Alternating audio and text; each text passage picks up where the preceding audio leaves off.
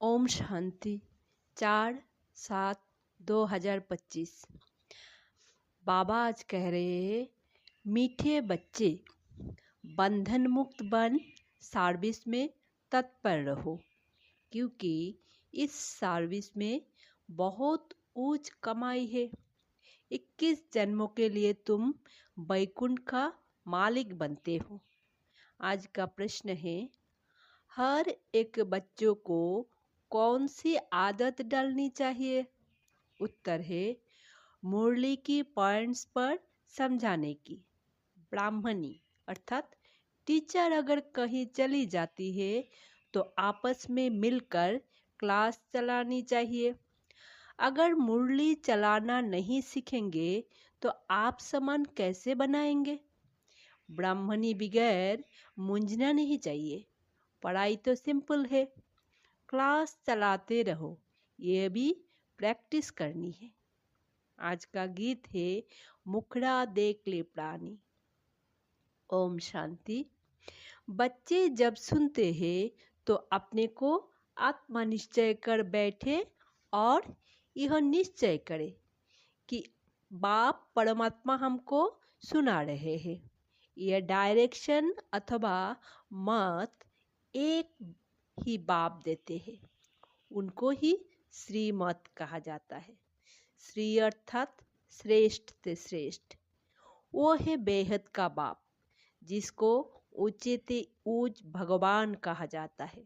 बहुत मनुष्य है जो उस लफ्ज से परमात्मा को बाप समझते भी नहीं है।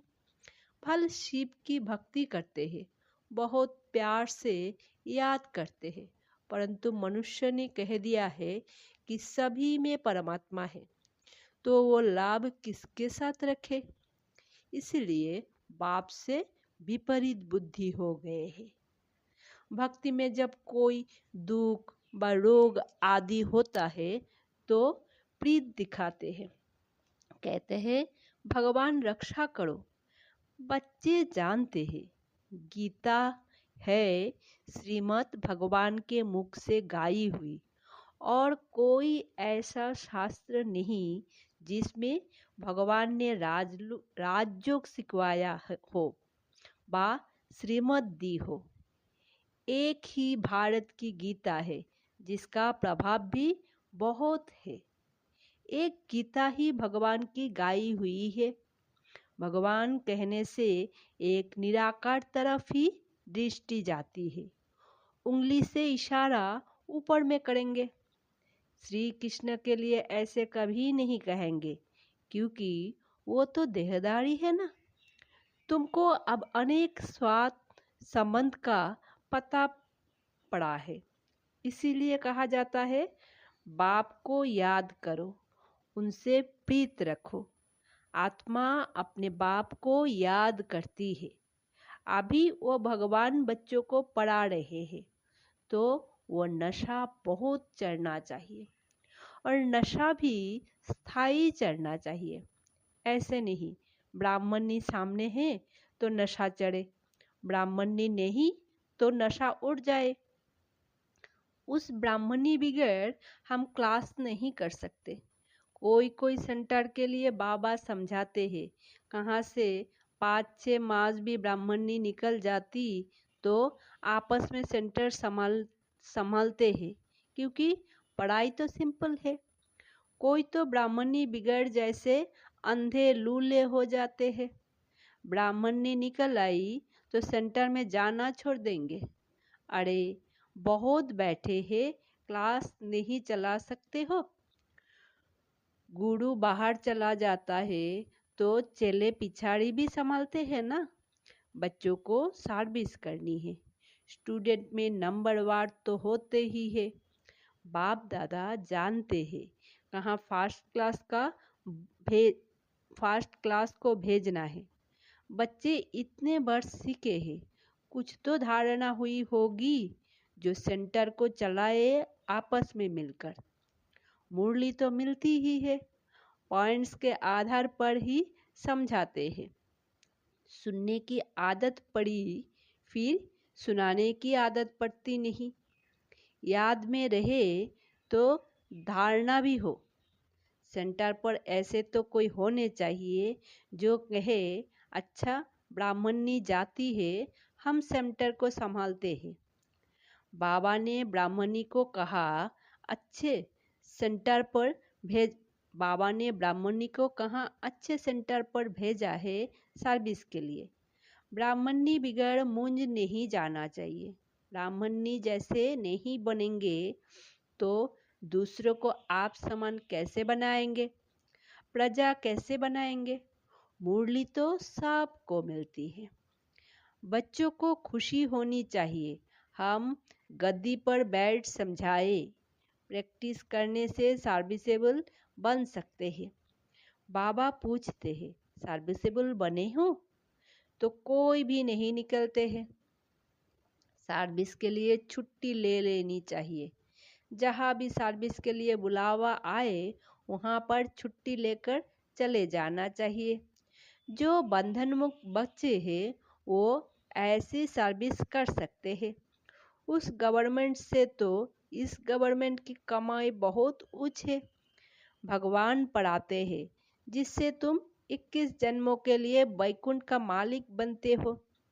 कितनी भारी आमदनी है, उस कमाई से क्या मिलेगा? अल्पकाल का सुख। यहाँ तो विश्व का मालिक बनते हो। जिनको पक्का निश्चय है वो तो कहेंगे हम इसी सेवा में लग जाए, परंतु निशा चाहिए। देखना है हम किसको समझा सकते हैं। है बहुत सहज। कलयुग अंत में इतने करोड़ मनुष्य है, सतयुग में जरूर थोड़े होंगे। उसकी स्थापना के लिए जरूर बाप संगम पर ही आएंगे। पुरानी दुनिया का विनाश होना है। महाभारत लड़ाई भी मशहूर है। यह लगती ही तब है जबकि भगवान आकर सतयुग के लिए राजयोग सिखलाए राजाओं का राजा बनाते हैं, कर्मातीत अवस्था को प्राप्त कराते हैं। कहते हैं देह सहित देह के सब संबंध छोड़ मामेकम याद करो तो पाप करते जाएंगे। अपने को आत्मा समझ बाप को याद करना, यही मेहनत है।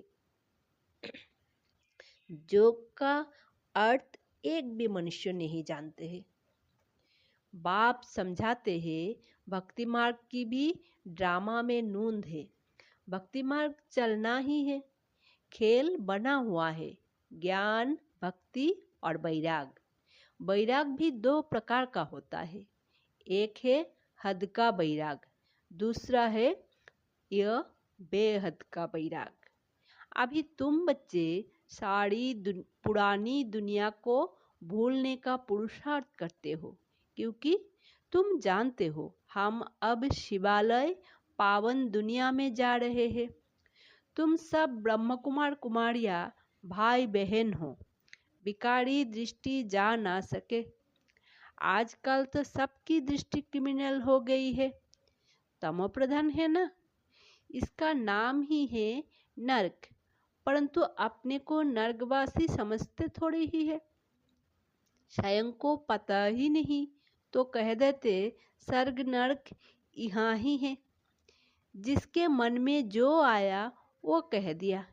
यह कोई स्वर्ग नहीं है। स्वर्ग में तो किंगडम थी, रिलीजियस, राइटियस थे, कितना बल था। अभी फिर तुम पुरुषार्थ कर रहे हो, विश्व का मालिक बन जाएंगे। यहाँ तुम आते ही हो विश्व का मालिक बनने। हेवनली गॉड फादर, उसको शिव परमात्मा कहा जाता है, वो तुमको पढ़ाते हैं। बच्चों को कितना नशा रहना चाहिए, बिल्कुल इजी नॉलेज है। तुम बच्चों में जो भी पुरानी आदतें हैं वो छोड़ देनी है। ईर्ष्या की आदत भी बहुत नुकसान करती है। तुम्हारा सारा मदार मुरली पर है। तुम कोई को भी मुरली पर समझा सकते हो, परंतु अंदर में ईर्ष्या रहती है। यह कोई ब्राह्मणी थोड़े ही है, यह क्या जाने, बस दूसरे दिन आएंगे ही नहीं। ऐसी आदतें पुरानी पड़ी हुई है। जिस कारण डिससर्विस भी होती है। नॉलेज तो बड़ी सहज है। कुमारियों को तो कोई धंधा आदि भी नहीं है। उनसे पूछा जाता है, वो पढ़ाई अच्छी या ये पढ़ाई अच्छी, तो कहते हैं ये बहुत अच्छी है। बाबा अभी हम वो पढ़ाई नहीं पढ़ेंगी, दिल नहीं लगती। लौकिक बाप ज्ञान में नहीं होगा तो मार खाएगी। फिर कोई बच्चे कमजोर भी होते हैं। समझाना चाहिए ना, इस पढ़ाई से हम महारानी बनेंगी, उस पढ़ाई से क्या पाई पैसे की नौकरी करेंगी। ये पढ़ाई तो भविष्य 21 जन्मों के लिए स्वर्ग का मालिक बनाती है। प्रजा भी स्वर्गवासी तो बनती है ना, अभी सब है नर्कवासी। अब बाप कहते हैं, तुम सर्वगुण संपन्न थे, अब तुम ही कितने तमोप्रधान बन पड़े हो, सीढ़ी उतरते आए हो। भारत जिसे सोने की चिड़िया कहते थे अभी तो ठिक्कर की भी नहीं है। भारत 100% सॉल्वेंट था, अब 100% इंसॉल्वेंट है। तुम जानते हो हम विश्व के मालिक पारसनाथ थे, फिर 84 जन्म लेते लेते अब पत्थरनाथ बन पड़े हैं। है तो मनुष्य ही, परंतु पारसनाथ और पत्थरनाथ कहा जाता है। गीता भी सुना, अपने अंदर को देखो, हम कहाँ तक लायक है। नारद का मिसाल है ना, दिन प्रतिदिन गिरते ही जाते हैं, गिरते गिरते एकदम दुबन में गले तक फंस पड़े हैं। अब तुम ब्राह्मण सभी को चोटी से पकड़कर दुबन से निकालते हो बाहर, और कोई पकड़ने की जगह तो है नहीं, तो चोटी से पकड़ना सहज है। दुबन से निकालने के लिए चोटी से पकड़ना होता है। दुबन में ऐसे फंसे हुए हैं जो बात मत पूछो। भक्ति का राज्य है ना। अभी तुम कहते हो हम कल पहले भी आपके पास आए थे राज्य भाग्य पाने। लक्ष्मी नारायण के मंदिर भल बनाते रहते हैं, परंतु उनको यह पता नहीं है कि ये विश्व के मालिक कैसे बने। अभी तुम कितने समझदार बने हो। तुम जानते हो इन्होंने राज्य भाग्य कैसे पाया, फिर 84 जन्म कैसे लिए। बिरला कितने मंदिर बनाते हैं, जैसे गुड़िया बना लेते हैं। वो छोटी छोटी गुड़िया, ये फिर बड़ी गुड़िया बनाते हैं, चित्र बनाकर पूजा करते हैं। उनका ऑक्यूपेशन ना जानना तो गुड़ियों की पूजा हुई ना। अभी तुम जानते हो बाप ने हमको कितना साहूकार बनाया था, अब कितना कंगाल बन पड़े हैं। जो पूज्य थे सो अब पुजारी बन पड़े हैं। भक्त लोग भगवान के लिए कह देते, आपे ही पूज्य, आपे ही पुजारी, आप ही सुख देते हो, आप ही दुख देते हो, सब कुछ आप ही करते हो। बस इसमें ही मस्त हो जाते हैं। कहते हैं आत्मा निर्लिप्त है, कुछ भी खाओ पियो मौज करो, शरीर को लेप चेप लगता है, वो गंगा स्नान से शुद्ध हो जाएगा। जो चाहिए सो खाओ, क्या क्या फैशन है। बस जिसने जो रिवाज डाला वो चल पड़ा है। अब बाप समझाते हैं, विषय सागर से चलो शिवालय में। सतयुग तो क्षीर सागर कहा जाता है, ये है विषय सागर। तुम जानते हो हम 84 जन्म लेते पतित बने हैं, तब तो पतित पावन बाप को बुलाते हैं। चित्रों पर समझाया जाता है तो मनुष्य सहज समझ जाए। सीरी में पूरा 84 जन्म का वृत्तांत है। इतनी सहज बात भी किसको समझा नहीं सकेंगे, तो बाबा समझेंगे पूरा पढ़ते नहीं है, उन्नति नहीं करते हैं। तुम ब्राह्मण का कर्तव्य है भमरी की मिसाल कीड़ों को भूं भूं कर आप समान बनाना, और तुम्हारा पुरुषार्थ है सर्पों की मिसाल पुरानी खाल छोड़ नहीं लेने का। तुम जानते हो यह पुराना सड़ा हुआ शरीर है, इनको छोड़ना है। ये दुनिया भी पुरानी है, शरीर भी पुरानी है, यह छोड़कर अब नई दुनिया में जाना है।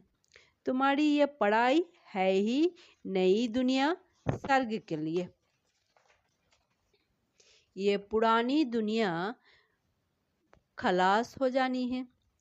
सागर की एक ही लहर से सारा डामाडोल हो जाएगा।